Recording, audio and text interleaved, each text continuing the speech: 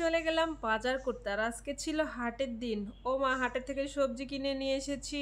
আর আপনাদের ভাইয়া চলে গেছে নহাটা কালাভুনা নিতে। মানে ওর সবজি দেখলে যে কি মনে হয়। আর এদিকে কত পরিমাণ কাজ আমার বাসায়। যাই হোক, আজকে একটু ডেইলি ব্লগ দেওয়ার চেষ্টা করছি। অনেকদিন যাবত ডেইলি ব্লগ দেওয়া হয় নাই। তো আসসালামু আলাইকুম, সবাই কেমন আছেন? আশা করছি সবাই অনেক ভালো আছে। আমিও খুব ভালো আছি। তো চলে গিয়েছি হাটে হাট করতে, যেহেতু সংসারী একটা মেয়ে বলে কথা। থাকতে গেলে, বাঁচতে গেলে, সংসার করতে গেলে বাজার করতেই হবে, তাই না? যাই হোক, এত পোসপাস নিয়ে গেছি, এটা কিছু মনে করবেন না। আগে বাজারে গেছি, তারপরে হাটে গেছি, ঠিক আছে? তো হাটে যাই সব সবজি টবজি কিনে নিয়ে আসলাম। আর দুইজন মিলে রিক্সায় আসতেছিলাম বাসার দিকে। তো আমাদের বাসা তো জানেন 3টা আমের কাছে, তো ওই জন্য আস্তে আস্তে চলে আসতেছে। আর রাত লাগছে, আর সন্ধ্যাবেলা বাজার করতেই মজা লাগে। আর বিশেষ করে আবার সবজি বাজার। এদিকে লিফটের মধ্যে ঢুকেও ভিডিও করতেছিলাম। আপনার ভাইয়া আবার চলে গেছে আমাকে একা রেখে। আমি এতগুলো বাজার এন্ড সবকিছু নিয়ে আমাকে একা আসতে হচ্ছে। সমস্যা নেই, সিঁড়ি তো বইতে হবে না লিফটের মধ্যে। তো ঢং করছিলাম। আমি আবার মনে মনে ভাবছিলাম, বাবা যে পোস্টপাস নিয়ে হাটে গিয়েছি। তারপর আমার মনে পড়লো আমি তো হাটের উদ্দেশ্যে যাইনি, আমার বাজারের উদ্দেশ্যে গেছিলাম, মানে মার। যাই হোক, চলে এসেছি। পুঁইশাক নিয়ে একটু ঢলাঢলি করছিলাম। এদিকে পরের দিন সকাল হয়েছে, শাকগুলো নিয়েছি। শাকগুলো তো একদমই হলুদ হয়ে গেছে। আর একটা দিন গেলে মনে হয় খাওয়া যেত না। তো আপনার ভাই বারবার বলতেছিল আজকে কি রান্না করবো, কি রান্না করবো। তোকে বলছিলাম যে আমি তো নিয়ে এসেছি সবজি, শাকসবজি, তাই তো রান্না করবো, তাই। তো ওই দেখে তো যাই বলছে আমি নহাটা চলে যাবো। এদিকে দেখেন এক সাইডে টোনামোনা ঝগড়া হয়েছিল, ওদের মিটমাট হয়ে গেছে। এক হাত দিয়ে আমি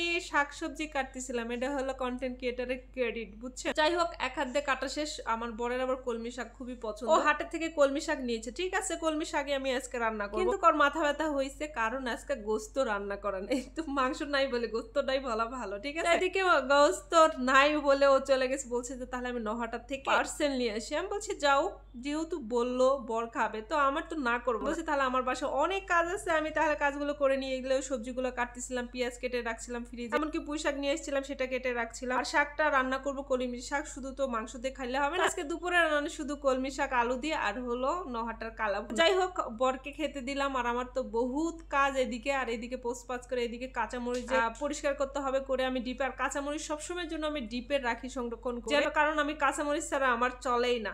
আর এদিকে দেখেন কত জামা কাপড় কেচেছিলাম, সব শুকাইছে, একদম খাটের উপরে জড়ো করে রেখেছি। এগুলো আবার গোছাইতে হবে। মানে আমি এখনো পর্যন্ত খাওয়া দাওয়া করি নাই, তো আপনার ভাই খাওয়া দাওয়া করে নিয়েছে। আর এদিকে কাজ করতে করতে কিভাবে যে বিকাল চলে গেল। তারপর তো আসছে ফেসবুকে টাইম দিয়া ভালোবাসা নিয়ে, ভালোবাসা দিয়া, তাই না? তো সবাই করে। এদিকে সন্ধ্যা লাগছে, ক্ষুধা লাগছে, তো বাসায় তো ফ্রেঞ্চ ফ্রাই করে রেখেছিলাম আমার ডিপে। আমার তো খুবই পছন্দ হয়ে, আবার কালাভুনার ঝোল দিয়ে ফ্রেঞ্চ ফ্রাই খাচ্ছে। কেউ কি খেয়েছে? আর আমার তো এসব ভালো লাগে না, আমার শুধু টমেটো সস দিয়ে আমার ফ্রেঞ্চ ফ্রাইটা খুবই ভালো লাগে। তো আজকে ডেইলি ব্লগ দেওয়ার চেষ্টা করলাম, ইনশাল্লাহ এরপর থেকে ডেইলি ব্লগে আসবে। এর আগের ভিডিওগুলো একদম জড়ো হয়েছিল, এই জন্য দিতে হয়েছে। আজকের ভিডিওটা এই পর্যন্ত। সবাই ভালো থাকবেন, সুস্থ থাকবেন। আর কার কার আমার বরের মতো সবজি দেখলে মাংস খেতে ইচ্ছা করে, ঠিক আছে? Tata, bye bye.